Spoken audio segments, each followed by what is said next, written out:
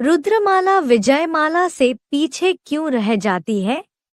कोई को 2 सींग होते हैं, कोई को आंख नहीं होती, कोई को कान नहीं होते, कोई को पूरा मुख ही नहीं होता, कोई को भुजाएं नहीं होती, कोई को टांगे नहीं होती। ऐसे रुद्रगण दिखाई गए। कोई मुखहीन विपुल मुख काहू,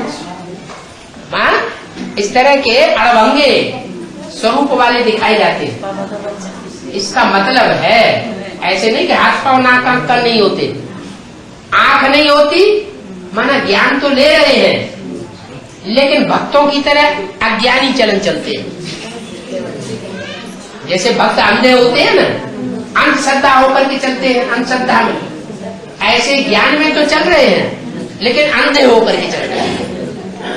सारे कर्म अज्ञानित होकर के करते हैं। उनको कहते हैं बाबा के अंधे रुद्रगण। कोई ऐसे होते हैं उनके ये काम तो हैं लेकिन क्लास में बैठेंगे तो एक कान से सुनेंगे, दूसरे कान से निकालते रहेंगे। वो कान से धारण ही नहीं करते, कान उनके काम नहीं करते, माने उनको कान ही नहीं।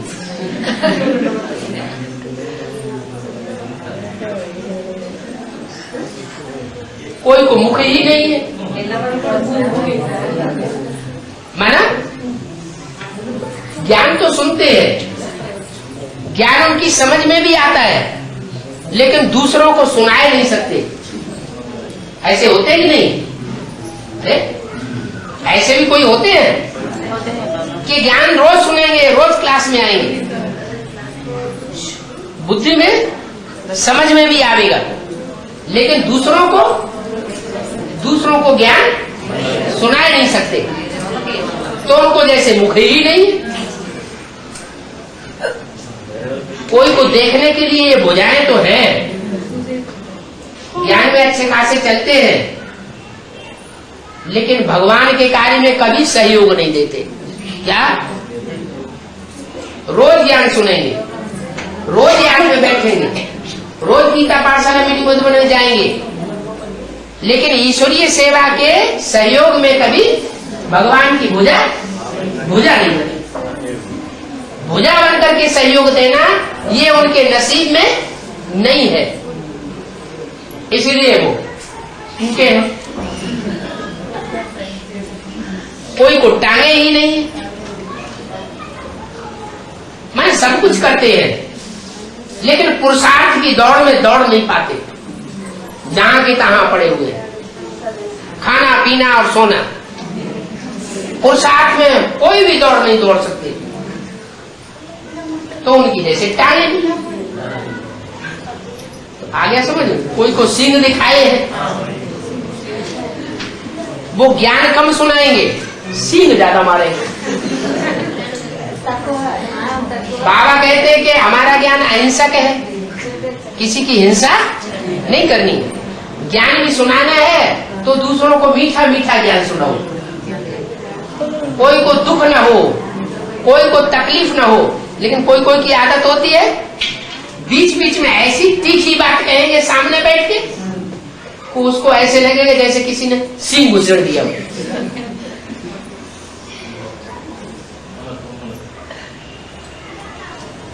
तो भांति भांति के रुद्रगण हैं। इन्हीं कारणों से रुद्रमाला पहले तैयार होती है। एडवांस वालों की रुद्रमाला पहले तैयार होती है लेकिन पीछे रह जाती है। क्या? जो पॉइंट बेसिक नॉलेज में था, क्या था? अंदर वाले रह जावेंगे, बाहर वाले ले जावेंगे। क्या पॉइंट था? ब्रह्मा कुमार कुमारी आश्रम में जब पढ़ते थे, बेसिक नॉलेज लेते थे, तो ये मुरली में सुना ना, अंदर वाले रह जावेंगे और बाहर वाले ले जावेंगे। माने वहां जो सरेंडर वर्ग था, अंदर रहता था, आश्रम के अंदर, मधुबन के अंदर, माउंट आबू में रहते थे, सरेंडर होकर के रहते थे, उनको एडवांस ज्ञान नहीं मिला। और जो घरगृहस्थ की कीचड़ में रहने वाली कन्याएं माताएं थी, भाई लोग थे, वो सारा एडवांस ज्ञान ले रहे थे। ले गए, तो अंदर वाले रह गए और बाहर वाले ले गए। अब यहाँ भी ये बात लागू होने वाली है। क्या? यहाँ भी रुद्रमाला के ये लूले लगड़े, अंधे कोढ़े काने कंचे ऐसे ऐसे बैठे हुए हैं, पुरुषार्थ तो कर रहे हैं लेकिन मजबूर हैं, तो उनके लिए भी बोला है। बाबा तो डायरेक्ट पढ़ाई पढ़ा रहे हैं, सन्मुख बैठ के पढ़ाई पढ़ाते हैं, लेकिन वो वाक्य यहां भी लागू होता है। क्या? ये अंदर वाले रह जाएंगे और बाहर वाले ले जाएंगे। जो ब्रह्मा कुमारियों में से निकलेंगी चंद्रवंशी आत्माएं, जिनमें प्योरिटी की पावर होगी, क्या भले बेसिक नॉलेज ले रही है, लेकिन उनमें पावर कौन सी ज्यादा है? जन्म जन्मांतर की रानियां बनने वाली आत्माएं। और बाबा के सामने बैठे हुए जन्म जन्मांतर के राजा बनने वाले। ज्यादा पतित कौन बने 63 जन्मों में? है? राजा है, ज्यादा पतित बने। और रानियां? रानियां पतित नहीं बनी, उन्होंने जौहर कर दिया। क्या? राजाएं लड़ाई लड़ने जाते थे तो रानियां आग जला के उसमें कूद जाती थी। अपनी पवित्रता को मुसलमानों को हाथ भी नहीं लगने दिया। तो दुनिया के सारे कार्य पवित्रता से होते हैं। ज्ञान कितना भी सुनाए, याद में भी कितना भी बैठ ले, सेवा भी कितनी भी ज्यादा करें, मनसा की करें, चाहे वाचा की करें, चाहे कर्मणा की करें, लेकिन अगर पवित्रता धारण नहीं की, बंदर के बंदर ही रहे, राम की सेना के भांति ही बन करके रहे, तो क्या होगा? अंदर वाले राम की सेना वाले रह जाएंगे और बाहर वाले ले जाएंगे। इसलिए बताया कि रुद्रमाला भले पहले तैयार होती है, लेकिन रुद्रमाला के मण के एक एक करके बाद में विजयमाला में ऐड किए जाएंगे। क्या? तब संपन्न बनेंगे। जब विजयमाला में ऐड होंगे तब स्वर्ग में जाएंगे। तब तक माउंट आबू में बैठे बैठे तपस्या करते रहना और विनाश देखते रहना। क्यों? मोड़े लटक गए? क्या हुआ है? नहीं, या नंबरवार शब्द लगा दिया है। रुद्रमाला के मणके तो हैं, लेकिन कोई सूर्यवंशी, कोई चंद्रवंशी, कोई इस्लाम वंशी, कोई बौद्धी वंशी, कोई क्रिश्चियन वंशी, अलग अलग ग्रुप के हैं। जो सूर्यवंशी ग्रुप के होंगे वो पहले विजयमाला में ऐड हो जाएंगे। अतीन्द्रिय सुख का नशा कैसा होगा? मैं त्रिकालदर्शी तो हूं, लेकिन मास्टर त्रिकालदर्शी नहीं। माना शरीर में रहते रहते तीनों काल का ज्ञान हो जाए। क्या? सारे संसार का ज्ञान हो जाए। जैसे आज कंप्यूटर में जो बटन दबाया, जो निकालना चाहा वो निकल आया, ऐसे आत्मा जो कुछ देखना चाहे वो एक ही जगह बैठे बैठे भूतल देखें, शैल बन भूतल भूरि निधान। सारे ज्ञान की प्राप्ति कर सकें। ऐसा ज्ञान का भंडार अखूट मैं तुम बच्चों को दे कर जाता हूं, लेकिन लेने वाले बच्चे तुम कैसे हो? नंबरवार हो। जो अव्वल नंबर बच्चा है वो बाप समान बनता है। जब तक कर्मातीत अवस्था आवे, क्या तब तक ये अंत तक तूफान आते रहे और कर्मों से अतीत, कर्मों से क्रॉस करने वाली स्टेज जब आ जाएगी तो क्या होगा? तूफान आना बंद हो जाएंगे। और कर्मातीत अवस्था के बाद फिर जब तूफान आना बंद हो जाएंगे तो क्या होगा? है तुम बच्चे अतीन्द्रिय सुख का अनुभव करते रहेंगे।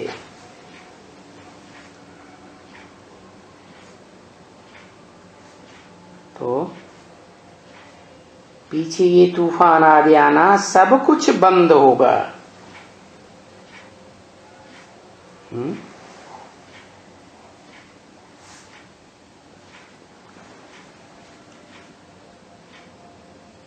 पीछे ये भी नहीं होगा, है ना?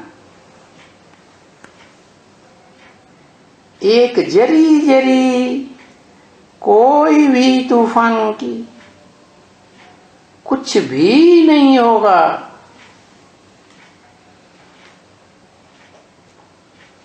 थोड़ा सा अंश मात्र भी कोई तूफान नहीं आवेगा। बड़ा नशा उस समय में होगा अतीन्द्रिय सुख का।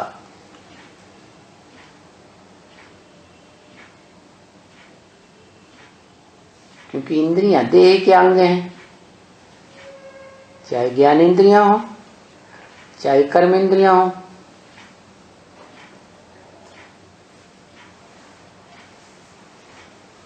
जो देह की इंद्रियों का, 10 इंद्रियों का स्वामी है मन, मन रूपी घोड़ा कहो, मन रूपी बैल कहो, वो तो पूरा कंट्रोल में आ जाता है। तो मन जब पूरा कंट्रोल में आ जाता है, आत्माओं के कंट्रोल में, तो इंद्रियां भी वशीभूत हो जाती हैं, मन भी वशीभूत हो जाता है। चित्त के वशीभूत होने से फिर अतीन्द्रिय सुख का अनुभव होता है वाइब्रेशन के आधार पर। क्या सुख कोई ज्ञानेंद्रियों का नहीं, सुख कोई कर्मेंद्रियों का नहीं,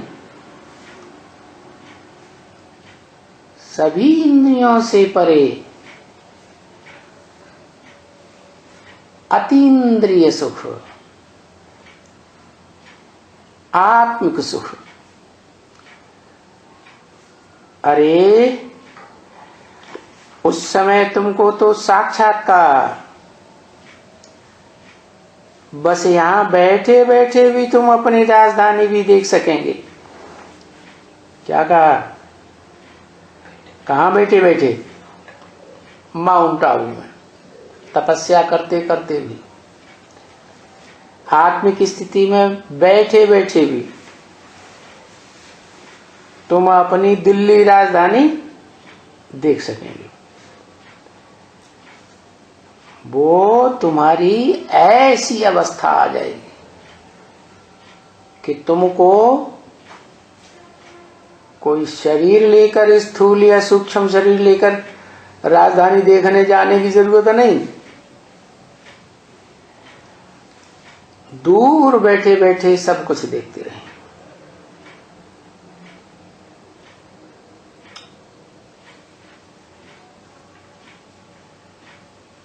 विनाश भी जल्दी जल्दी देखते रहेंगे। क्या कहा है? राजधानी भी देखेंगे और दुख की दुनिया भी देखेंगे। इसलिए बोला जिसने अंत किया उसने सब कुछ किया, और वो अंत आने से पहले ही जो शरीर छोड़ के चले गए एक्ट, उन्होंने समझो कुछ नहीं किया।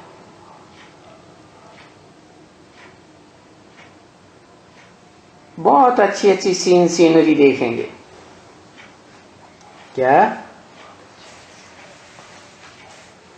जैसे तुलसीदास ने लिखा है, भूतल देखें शैल बन भूतल भूर निधान।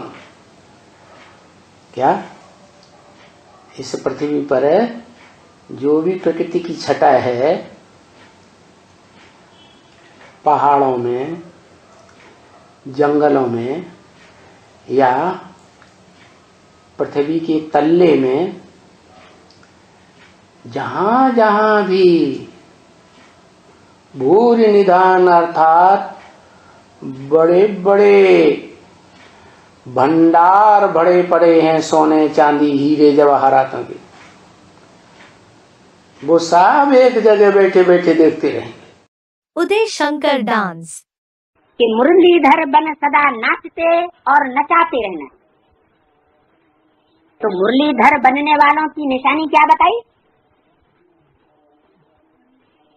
सत्य तो बिठो नत्य, माना जो सच्चा होगा वो सदा हर परिस्थिति में संगम की दुनिया में उसकी क्या विशेषता होगी? क्या करता रहेगा? नाचता रहेगा। दुनिया में काल मंडरा रहा होगा, मौत ही मौत दिखाई पड़ रही होगी लोगों को, और वो क्या करेगा? नाचता रहेगा। उदय शंकर जी कहाँ है? आपका नाम उदय शंकर है, डांस किसका प्रसिद्ध है?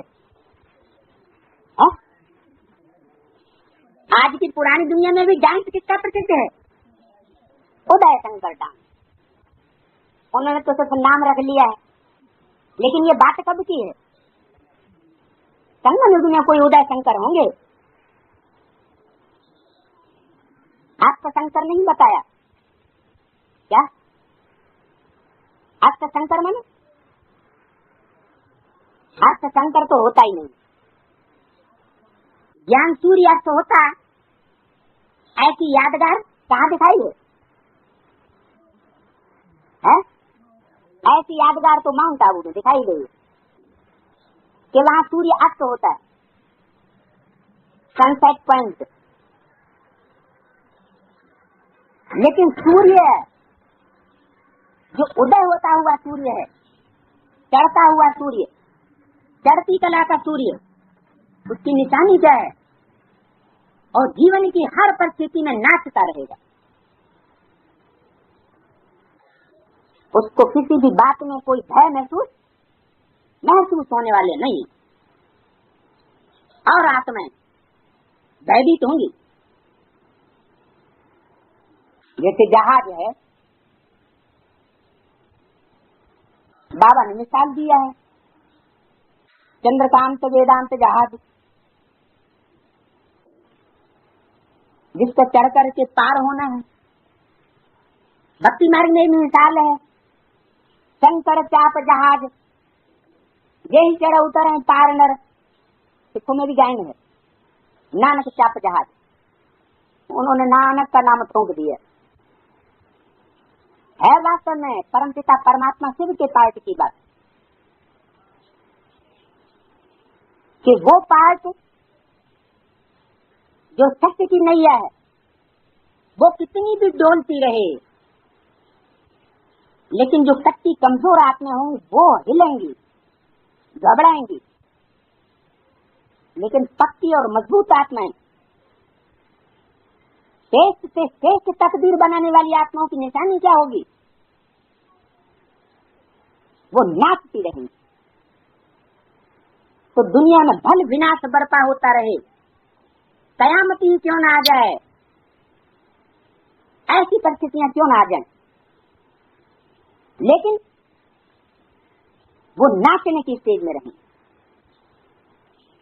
नाच भी कैसा, कैसा नाच है? नंगा नाच। नंगा नाच मानो एक तो वस्त्र पहन करके डांस होता है और दूसरा नंगा नाच। इतनी खुशी चढ़ गई कि दुनिया के लोक लाज रूपी आवरण की कोई परवाह नहीं, सब उतार के फेंक दिया।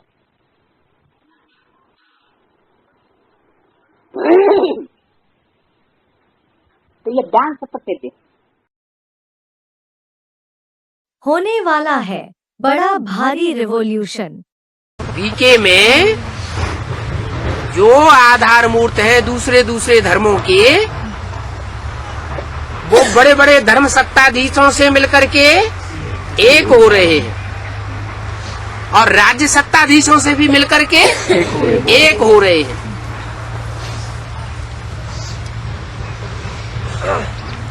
और जो बीज रूप आत्माओं का नया संगठन तैयार हो रहा है, उसमें भी जो दूसरे दूसरे धर्मों के छिलके वाली आत्माएं हैं, इम्प्योरिटी अपने अंदर होने के कारण आपस में मिलकर के एक नहीं हो सकती। कौन सी सेना है? बंदर सेना। एक तरह के बंदर नहीं होते हैं, भांति भांति के बंदर होते हैं।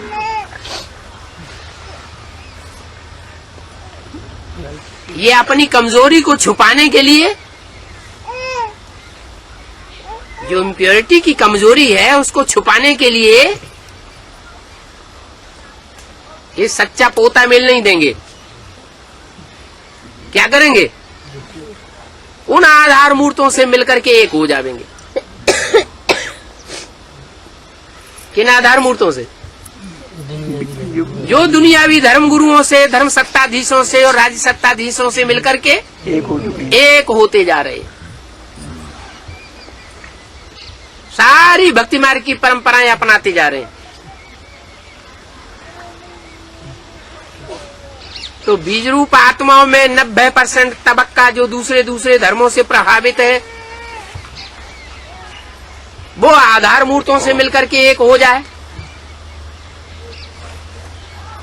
और आधार मूर्त दुनिया वालों से मिलकर के धर्म सत्ताधीशों से, राज सत्ताधीशों से मिलकर के एक हुए पड़े होते जा रहे हैं। अब कितने % रह गए सच्चे? 10% सच्चे बचेंगे। वो जो 10% सच्चे बचेंगे,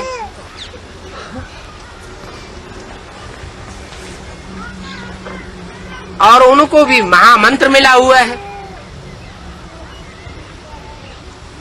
क्या?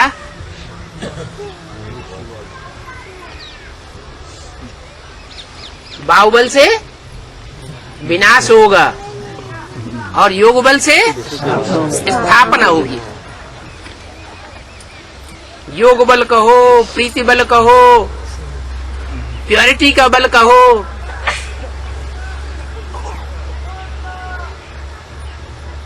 फिर रिवॉल्यूशन कैसे होगा?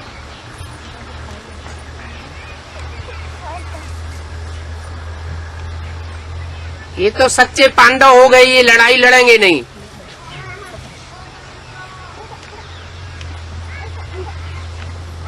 उधर जो बीज रूप आत्माएं जिनको एडवांस ज्ञान मिला हुआ है, उस एडवांस ज्ञान को वहां वितरित करेंगी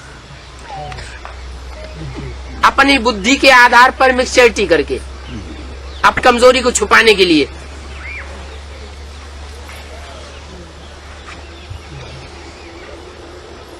तो विष कहां फैलेगा और निर्विष कौन होकर के रहेंगे?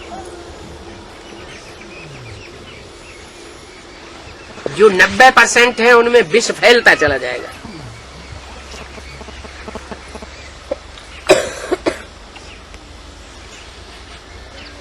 ज्ञान के रूप में अज्ञान की बाढ़ आ जाएगी। जैसे जल तो अच्छी चीज है, जल मुहैया होता है तो फसल बहुत अच्छी होती है।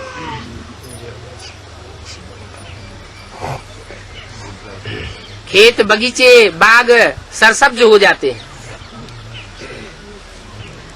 अगर वही जल की अति हो जाए और उसमें देह अभिमान रूपी मिट्टी मिल जाए, जैसे बाढ़ आती है ना, तो पानी में क्या मिक्स हो जाता है? देह अभिमानी की मिट्टी मिक्स हो जाती है, तो 90% में वो बाढ़ आएगी। काहे की? देह अभिमान की मिट्टी मिली हुई अज्ञान की बाढ़ आ जाएगी। उस बाढ़ में वो 90% आपस में ही इम्प्योरिटी के आधार पर डूब मरेंगे। 10% बचेंगे, उनमें भी नंबरवार हैं, एक जैसे नहीं है।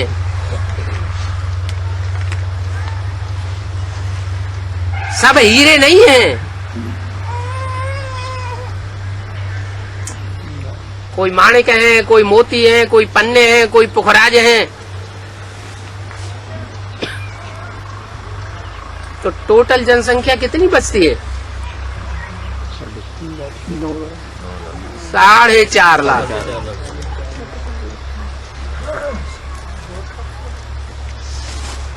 बाकी सब रिवॉल्यूशन में मारे जाएंगे। इतना बड़ा भारी रिवॉल्यूशन हो जाएगा। इसलिए बोला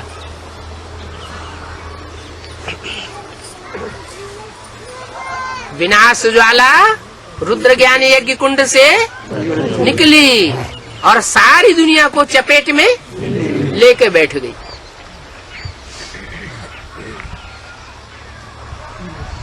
क्यों इतना झगड़ा होगा?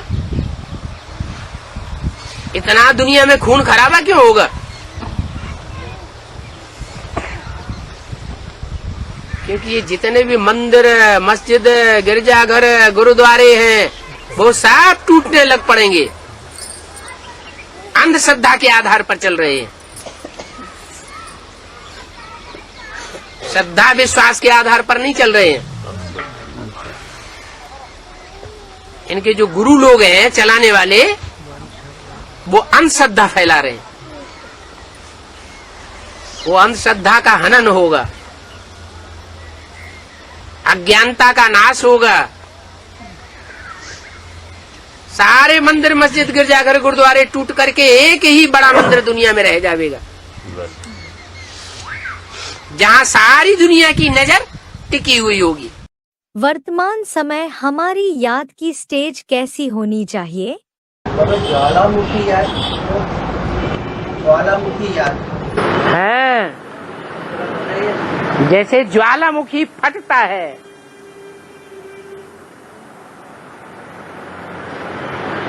तो चारों ओर रोशनी ही रोशनी, और फिर धुआं ही धुआं हो जाता है।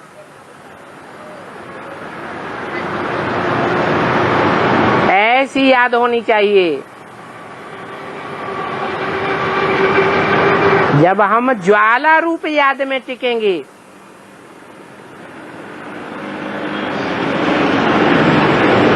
तो जो बाप के बच्चे हैं, नई दुनिया में आने वाले हैं, उनके सामने रोशनी ही रोशनी हो जाएगी। हमारी याद की प्रैक्टिस बढ़ेगी, हमारी याद का स्टॉक बढ़ जाएगा, तो संसार में जो संसारी जन हैं, ईश्वर के प्रति आकर्षित होने वाले नहीं हैं, भौतिक दुनिया की तरफ जाने वाले हैं, उनकी आंखों के सामने धुआं ही धुआं आ जाएगा। और जो ईश्वरीय परिवार के बच्चे हैं, बनने वाले हैं या बन गए हैं, उनकी आंखों के सामने रोशनी ही रोशनी हो जाएगी। याद भी ज्ञान युक्त चाहिए, ऐसे नहीं सामने दीवार पे कास्केट लगा लिया प्लास्टिक का, उसके अंदर बल्ब रखा हुआ है, उसके अंदर से ज्योति बिंदु दिखाई दे रहा है, बस देखते रहो। ये कोई ज्ञान युक्त पुरुषार्थ नहीं है। ज्ञान युक्त पुरुषार्थ क्या है? हाँ? ज्ञान युक्त पुरुषार्थ है वो सुप्रीम सोल स्टार जो इन आंखों से दिखाई नहीं देता है, उसको ज्ञान के तीसरे नेत्र से पहचान करके इस मनुष्य सृष्टि में कहाँ कार्य कर रहा है। सर्वव्यापी है या एक व्यापी है? एक जगह बुद्धि टिकाना है या भटकाना है? अगर एक बाप बुद्धि में बैठा है तो कभी किसी दूसरे की बातों को नहीं सुनेगी। अगर बुद्धि में पक्का बैठ गया, अगर नहीं बैठा है तो क्या करेंगे? तो दूसरों की भी बातें सुनेंगे। पता नहीं भगवान इसमें आया है, इसमें आया है, इसमें आया है, विष्णु में आया है, ब्रह्मा में आया है या शंकर में आया है, ये भी लफड़ा पैदा हो जाता है। फिर झूठे विष्णु, झूठे शंकर और झूठे ब्रह्मा। कहते हैं ना, हमारे में मम्मा आई, हमारे में बाबा आया, तो बड़े रुचि से मम्मा और बाबा की बातें सुने। इससे क्या साबित हुआ कि निश्चय पक्का है? नहीं है। तो याद भी ज्ञान युक्त चाहिए कि मुकर्रर रथ में बाप आया हुआ है, वो निराकार बाप है, बिंदु बिंदु आत्माओं का बाप है, अविनाशी बाप है, बेहद का बाप है, वो मुकर्रर रथ में आया हुआ है। ब्राह्मणों के संगठन को कैसे मजबूत बनाया जा सकता है? बाबा, आज की मौर्य में आया कि किले की एक ईंट खिसक जाती है तो माया को चांस मिल जाता है कि दूसरे ईंटों को गिराने के लिए। माया को चांस मिल जाता है दूसरे ईंटों को आसानी से तोड़ने के लिए। हाँ, एक ईंट खिसकी तो दूसरे ईंट या पत्थर को जल्दी हिला करके उसको भी तोड़ा। दो टूटी तो तीसरे चौथे को और जल्दी निकाला जा सकता है। किले को मजबूत बनाने के लिए क्या करना चाहिए? क्या करना चाहिए? वहाँ ईंट पत्थर का किला बनाते हैं तो मजबूत किला बनाने के लिए क्या करते हैं? स्नेह का जो गारा है ना, स्नेह का जो सीमेंट है ना, वो मजबूत लगाते हैं। पहले किला बनाते थे तो सीमेंट नहीं होता था, चूना होता था, उड़द की दाल होती थी। उड़द की दाल को अच्छी तरह पीस के उसमें गुड़ मिलाते थे। इस सीमेंट में भी कभी देखना, गुड़ मिलाएंगे तो दुगुना तिगुना चौगुना मजबूत हो जाएगा। ये मिठास की बात है।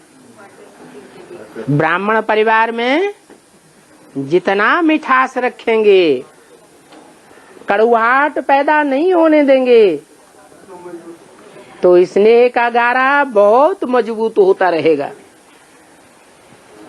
ब्राह्मण परिवार में स्नेह देना है और बाहर की दुनिया वालों से मुकाबला करना है वाइब्रेशन से। कहाँ सामना करना है, कहाँ सहन करना है, इस बात का भी ज्ञान होना चाहिए। कहाँ सहन करना है? माँ कहाँ सहन करती है? परिवार के भांतियों के प्रति माँ सहन करती है, तो परिवार का किला मजबूत होता है।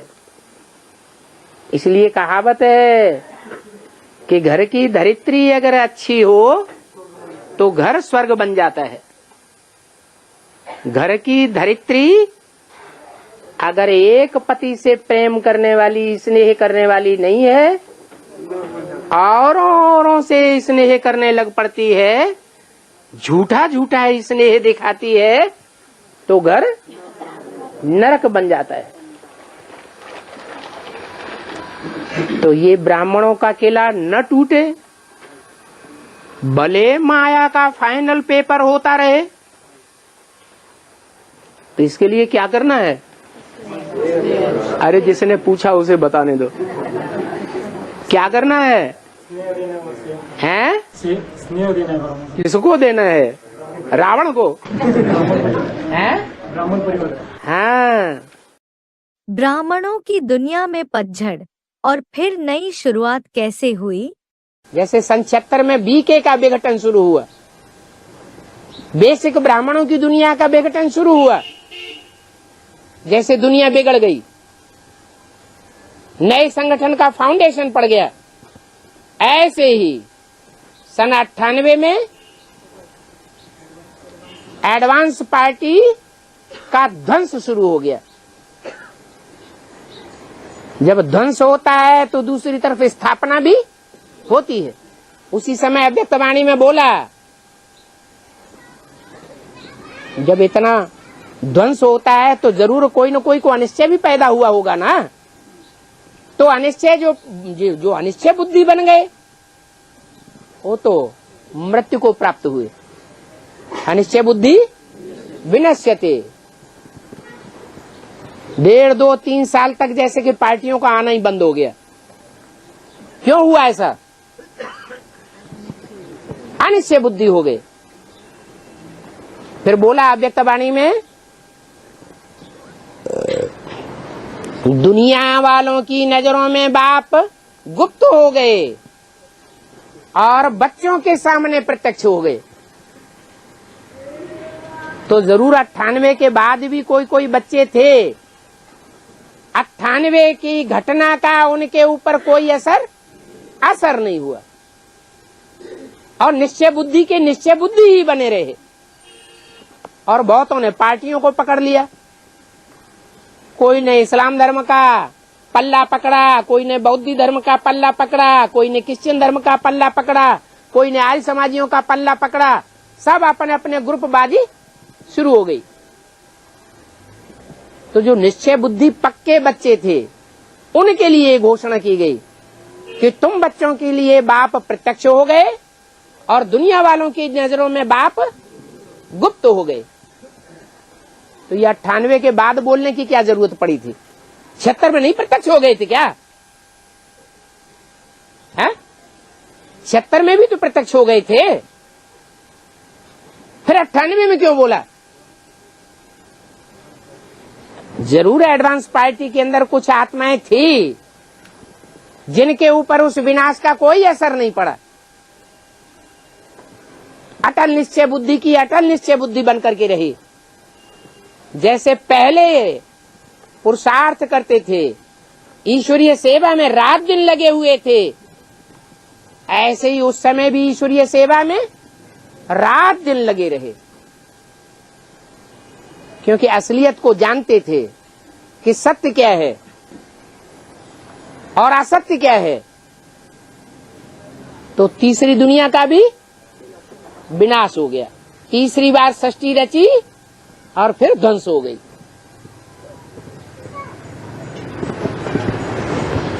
2004 में घोषणा कर दी गई। क्या कलयुगी शूटिंग पूरी हुई?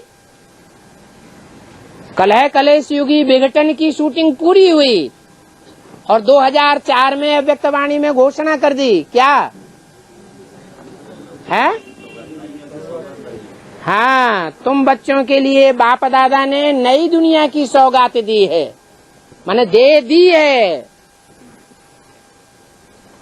तो जिनको नई दुनिया की सौगात मिल गई, जरूर वो स्वस्थिति में स्थित होने वाले बच्चे हैं। स्वस्थिति की स्थिति में स्थित होने वाले बच्चे कैसी स्टेज वाले होंगे।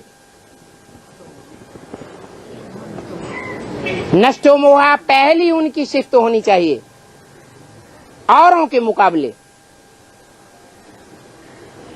स्मृति लब्धा कि 84 जन्म का बाप हमको मिल गया, 84 जन्मों की प्राप्ति कराने वाला मिल गया। 21 जन्म की तो प्रत्यक्ष प्राप्ति कराता है और 21 जन्मों के पुरुषार्थ के आधार पर 63 जन्मों का भी हिसाब किताब बन जाता है।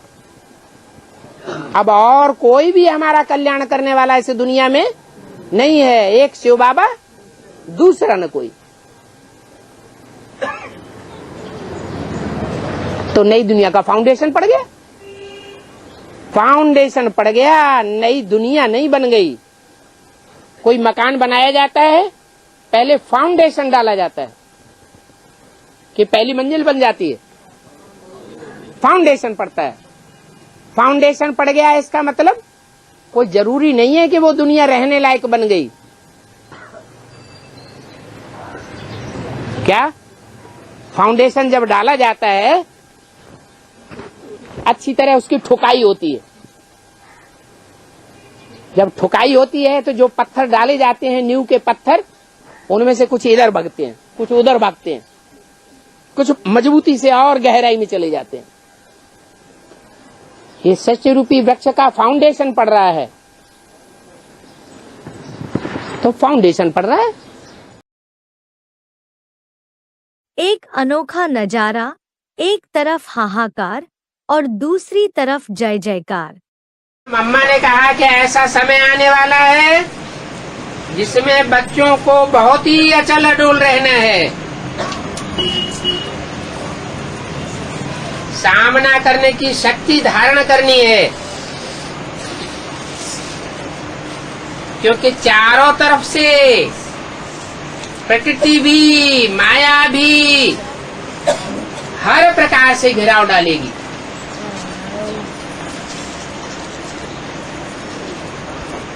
आप बच्चे भी घेराव डाल रहे हो, लेकिन माया और प्रकृति भी क्या करेगी, चारों ओर से घेराव डालेगी। उस समय आपको अपनी संपूर्ण स्टेज से सामना करना है, और उस समय ही एडवांस पार्टी प्रत्यक्ष हो जाएगी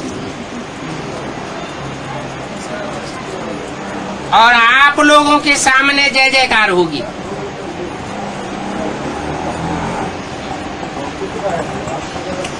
उधर हाहाकार सुनेंगे, उधर माना किधर है, बेसिक में तो विजयमाला भी है। बात किनसे कर रहे हैं, बापा दादा किससे बात कर रहे हैं, बेसिक के विजयमाला के बच्चों से बात कर रहे हैं ना। तो बोला उधर हाहाकार सुनेंगे, उधर माना किधर, जो और धर्मों की आत्माएं आधार मूर्तों में घुसी हुई है, या एडवांस पार्टी में घुसी हुई है, उधर हाहाकार सुनेंगे और इधर इधर जय जयकार सुनेंगे। ये सीन जो है बहुत जल्दी सामने आने वाला है। ज्ञान दूध कब करता है असर? अभी तो देखो दुनिया वाले क्या क्या बोलते हैं, रिसर्च करते रहते हैं। क्या क्या रिसर्च करते हैं, अरे ये जो तुम दूध पीते हो ना, वो ऋषि मुनि कहते थे धारोश दूध जो होता है ना, तुरंत का दूहा हुआ, और तुरंत दूहा तुरंत पी जाओ। क्या जो बर्तन है उसमें छन्नी डाल के रखो, दूहते जाओ और गिलास में डालते जाओ और पीते जाओ, बस वो दूध ही अच्छा होता है, बहुत फायदेमंद स्वास्थ्य।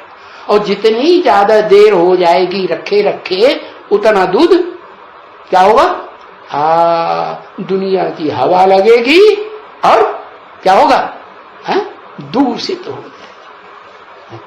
और वो तो स्थूल दूध की बात हुई, तुम्हारा तो कौन सा दूध है? तुम्हारा तो ज्ञान दूध है। तो ज्ञान दूध भी डायरेक्ट जो निकलता है ब्रह्मा के मुख से, वो ज्यों का त्यों पी लिया और हजम कर लिया तो ज्यादा फायदेमंद है, या फिर बाद में जब निश्चय बुद्धि बनेंगे कि पता नहीं ये ब्रह्मा का मुख है, भगवान बोलते हैं कि शैतान बोलता है, हमको बरगलाता है, तन मन धन स्वाहा कर दो, विद्यु बनाता है? तो देखो, तो फिर तो अनिश्चय बुद्धि हो गई ना। तो दूध कौन सा हुआ है? ताजा दूध हुआ, तुरंत धारोष्ण दूध पिया है, या कैसा पिया? तो बासी दूध पिया, 1 घंटे हो गया, आधा घंटे हो गया, 10-20 मिनट हो गया, तो भी तो कहेंगे ना दूषित हो गया ना, दुनिया की हवा लगेगी नहीं। अरे इस ज्ञान दूध को भी जितना जितना दुनिया की हवा लगती जाती है, जो ब्रह्मा के मुख, ब्रह्मा नहीं परम ब्रह्म के मुख से निकलता है, उसको दुनिया की जितनी हवा लगेगी उतना कैसा होगा? ज्ञान भी सतो प्रधान से सतो सामान, रजो प्रधान और तमो प्रधान बनेगा या नहीं बनेगा? दुनिया की हवा लगकर बनता जाता है। तो देखो, तुरंत का तुरंत निश्चय किया और तुरंत पिया और तुरंत पचाया। उसे की तो बात ही क्या है? ताकत देगा या नहीं देगा? बहुत ताकत देगा। बच्चों की अवस्था अचल कब बनेगी? जब तक पूरी आत्मा 16 कला संपूर्ण से कलाहीन न बने, तब तक परम धाम वापस जाने का सवाल नहीं होता है। शांति धाम में अभी जाना है, अभी वो प्रैक्टिस कराई जाती है। क्या? कि आत्मा शांत स्वरूप में रहने का अनुभव करे, बल इसी सृष्टि पर रह करके शांति धाम की वासी बन जाए, देवान छूट जाए, शरीर और शरीर की कर्मेंद्रियां निश्चल हो जाएंगी। ऐसी याद में हम बच्चे बैठ करके अनुभव करेंगे। कहा? ये सब 500 करोड़ की दुनिया में, 500 करोड़ की दुनिया में अनुभव करेंगे। यहाँ तो संग का रंग लगता है। बाबा है या बाबा क्या करेगा? बाबा कोई लगातार संग मिलेगा क्या? माने इस दुनिया को छोड़ना नहीं है,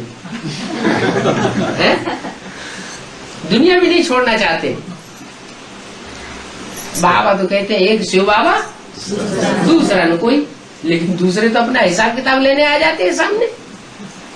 तो जब तक इस दुनिया का संग का रंग 500-700 करोड़ का लग रहा है, इनके वाइब्रेशन के बीच में जब तक हम हैं, तब तक हम शांति देश का अनुभव नहीं कर सकेंगे। अंत में जब चारों तरफ से ठुकराए जाएंगे, क्या?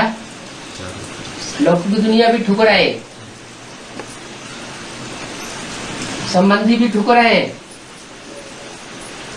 ब्राह्मणों की बेसिक दुनिया भी ठुकराए। बेसिक ब्राह्मणों की दुनिया में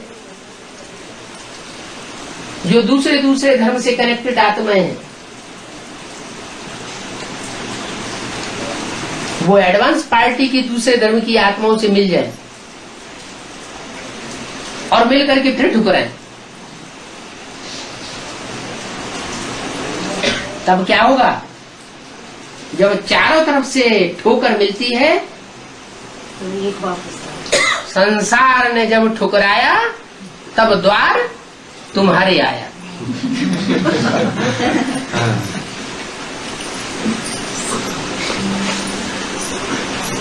अंत में सब मिलकर के माउंट आबू पहुंचेंगे, बाप के साथ बड़ी बारात जाएगी। ये दुनिया से मोह ममत्व टूट जाएगा। इस दुनिया से जैसे कुछ लेना देना नहीं है। फिर एकाग्रता होगी, और ऐसी एकाग्रता होगी जो मुरली में बताई है कि जिसका पूरा योग लग जाएगा उसके नेत्र एकदम निश्चल हो जाएंगे। क्या अनुभव भी करते हैं? अभी भी अनुभव होता है कि नहीं, कि जब अच्छा योग लग जाता है, अच्छी याद आती है, तो नेत्र निश्चल हो जाते हैं। सिर्फ नेत्रों की ही बात नहीं है, सारी ही कर्मेंद्रियां अचल हो जाएंगी, चलाए मानी खलास हो जाएगी। तो तुम बच्चों को अब शांति धाम जाना है, अभी वो प्रैक्टिस की जाती है, जो प्रैक्टिस तुम्हारी अविनाशी हो जाएगी। यहां प्रैक्टिस इसलिए कराते हैं क्योंकि तुमको पुरानी दुनिया छोड़नी है। बिल्कुल ही प्रैक्टिस नहीं होगी तो ये दुनिया छोड़ने में बहुत तकलीफ आएगी, फिर तो जोर जबरदस्ती हो गई। जैसे मुसलमान लोग कहते हैं अपना हिंदू धर्म छोड़ो, तलवार उठाते हैं, मुसलमान धर्म अपनाओ। तो यहाँ जोर जबरदस्ती तो नहीं कराई जाती, यहाँ तो सिखाया जाता है स्वतंत्र रहो और दूसरों को भी स्वतंत्र रहने दो। तो यहाँ प्रैक्टिस इसलिए कराते हैं कि दुनिया छोड़ना है। माला के मणके कब डिक्लेयर होंगे? ये प्रत्यक्षता होने का टाइम अब आ गया, लेकिन इससे पहले कड़क परीक्षा होनी है। राजा बनने वाली आत्माओं की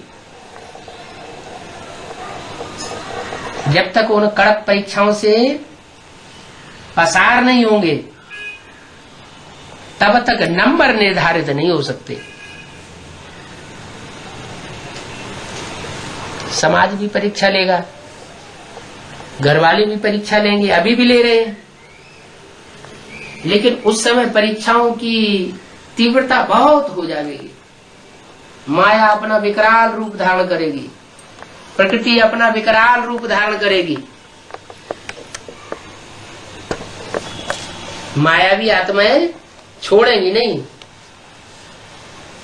और प्रकृति के 5 तत्व वो शरीर को भी तंग करेंगे। और जो संघात में ही 5 तत्व हैं, जिनके आधार पर भूकंप आते हैं, बाढ़ आती है, अकाल पड़ता है, ये भी अपना विकराल रूप धारण करेंगे। और ऐसी स्थितियों के बीच में जो आत्माएं जिन्होंने पक्का याद का अभ्यास किया होगा, एक से लगन लगाई होगी, अथवा ये कहें कि उनके अंदर अनेक जन्मों के बाप से प्यार होने के संस्कार पड़े हुए होंगे, माने राम वाली आत्मा के प्रति विशेष स्नेह भरा हुआ होगा, वो आत्माएं पहले विजयी होंगी। फिर नंबरवार ऐसे ही होते जाएंगे। माना एक संगठन पहले पावरफुल बनेगा और फिर एक दूसरे को खींचते हुए 108 की माला तो रुद्रमाला तैयार होती है, लेकिन वो विजय नहीं प्राप्त कर पाते। जो विकारों पर विजय प्राप्त करनी चाहिए वो विजय प्राप्त नहीं होती। विजय प्राप्त तब होती है जब उनकी सहयोगिनी शक्तियां उनको आकर के सहयोग की उंगली देती, और वो सहयोग की उंगली है वाइब्रेशन के द्वारा। वाइब्रेशन याद के इतने तीखे हो जाएंगे कि उन वाइब्रेशन के आधार पर ही नई सृष्टि का सृजन होगा। जैसे लक्ष्मीनारायण के चित्र में दिखाया गया है, राधा कृष्ण एक दूसरे को देख रहे हैं और लक्ष्मी नारायण एक दूसरे को देख भी नहीं रहे हैं, माने दृष्टि मात्र का भी उनका संयोग नहीं हो रहा है, लेकिन वाइब्रेशन एक दूसरे से मिल रहे हैं। तो जो वाइब्रेशन एक दूसरे से मिलेंगे वो वाइब्रेशन की पावर बहुत बड़ा काम करेगी, सारी सृष्टि को परिवर्तन करेगी। मरना तेरी गली में, जीना तेरी गली में, क्या आप इसको फॉलो करते हैं? मरना तेरी गली में, जीना तेरी गली में। गली क्या होती है?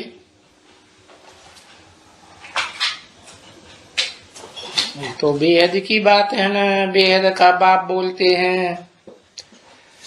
गली माने रास्ता, वो तो ठीक है, गली माने रास्ता। ग्रामीण भाषा में गली बोलते हैं और हिंदी में रास्ता बोलते हैं। लेकिन बेहद का अर्थ क्या है? बेहद का अर्थ है श्रीमत, अर्थात जिस रास्ते पर चलाना चाहें, जिस डायरेक्शन पर चलाना चाहें, तेरे उसी डायरेक्शन पर चलेंगे। और जैसे संगमरमर नाम पढ़ा, किसके साथ मरमर है? जैसे कुंती का मिसाल देते हैं, कौरवों के साथ परिवार में मरमर की रही। ऐसे ही अगर देवान से मरना भी पड़े, देह छोड़ना भी पड़े, तो भी तेरे रास्ते पर ही चलना है और जीना तेरी गली में। और अगर दिव्य जीवन मिलता है, देवताई जीवन, विष्णु लोकीय या स्वर्ग लोकीय, तो जीना भी तेरी गली में। तो स्वर्गलोक में और विष्णु लोक में जीने वाला रास्ता क्या है? आत्मिक स्थिति। तो आत्मिक स्थिति में ही रहना है। मरना या जीना, कुछ भी हो, तेरी ही श्रीमत रूपी गली में, रास्ते में चलना है। राम सेतु बनाने में गिलहरी का सहयोग, इसकी शूटिंग कैसे होती है? बाबा, जो रामायण में राम को ये बंदरों की सेना दिखाई है ना, और जो राम ने लंका को जाने के लिए जो रास्ता बनाया था, उसमें गिलहरी को भी दिखाते हैं ना बाबा, जो सहयोग दिया था। ठीक है, वो कौन सी, किसकी याद कर रहे बाबा? गिलहरी ने थोड़ा सा सहयोग दिया, जिसकी थोड़ी सी शक्ति है। जो आदमी महीने में 300 रुपया महीना कमाता है, क्या कितना कमाता है? 300 रुपया महीने कमाता है, माने 10 रुपया रोज। और उसमें से उसने अपने परिवार का भरण पोषण करने के बाद 8 आने यज्ञ में दिए। और एक आदमी एक दिन में 1 लाख कमा रहा है, तो ज्यादा किसका बनेगा? इसलिए 3 रेखाएं दिखाए। उसने कुछ नहीं किया, उसने जाकर के समंदर में नहाई, बाल भीग गए, बालू में लोटी और ले जाकर के डाल दिया, वहां हिल गई और सारी बालू झड़ गई। बस यही धंधा करती रही सुबह शाम तक। तो अपनी पूरी ताकत लगा दी ना, धन की पूरी ताकत लगाई, लेकिन काम तो दुनिया के देखे तो कुछ भी नहीं किया। कहाँ नलनील का काम और कहाँ गिलहरी का काम। तो भगवान ये नहीं देखता है किसने कितना किया, क्या देखता है? कितना परसेंटेज में किया, अपनी कितना परसेंटेज की ताकत लगाई, तन की ताकत कितना परसेंट लगाई, धन की ताकत कितना परसेंट लगाई, और मन की ताकत कितना परसेंट लगाई, समय की शक्ति कितना परसेंट समय झोंक दिया ईश्वरीय सेवा में। कोई ऐसे होते हैं कि ईश्वरीय सेवा करने में उनको इतना लगन है कि खाने पीने और नहाने धोने में टाइम नहीं लगाएंगे। 5 मिनट उनका स्नान और नित्य कर्म हो जाता है 5-10 मिनट के अंदर। खाने पीने और बनाने उसमें कहीं बुद्धि नहीं लगी हुई। फटाक से खिचड़ी बनाई और खाई ये भागे। तो टाइम ज्यादा निकाला ना ईश्वरी सेवा के लिए। तो वो गिलहरी का मिसाल दिया है बाकी जानवरों की बात है थोड़ी, न बंदरों की बात है। बंदर हैं तो बहुत विकारी, लेकिन उनकी मन बुद्धि ऐसी है कि ईश्वरीय सेवा में ही लगी हुई है। इतना मन के अंदर विकार भरे हुए हैं, तन के अंदर विकार भरे हुए हैं, फिर भी लगन कहाँ लगी हुई है? ईश्वरीय सेवा में। शिव बाप 108 मणकों में प्रवेश करते हैं या नहीं?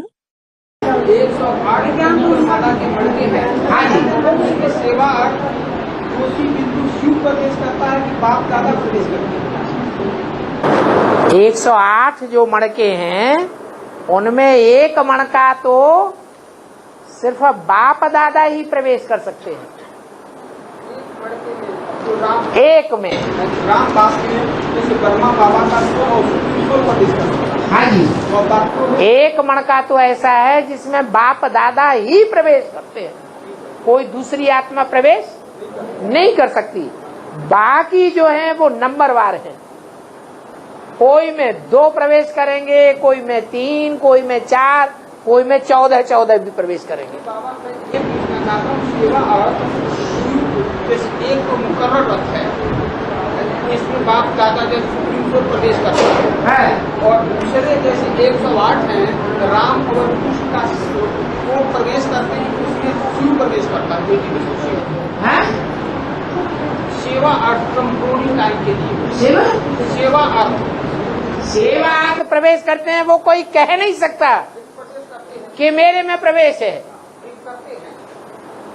जब कह ही नहीं सकता तो प्रवेश करने से फायदा क्या हुआ? अगर कहता भी है तो दूसरों के ऊपर प्रभाव डालने के लिए कहता है या साधारण बने रहने के लिए कहता है? प्रभाव डालने के लिए कहता है कि मेरे को भी भगवान मानो, तो वो शिवोहम की लिस्ट में आ गया, पाप कर्म बनाने वाला बन गया या पुण्यात्मा बनेगा? बेकार हो गया, बोलो ही मत इससे तो अच्छा।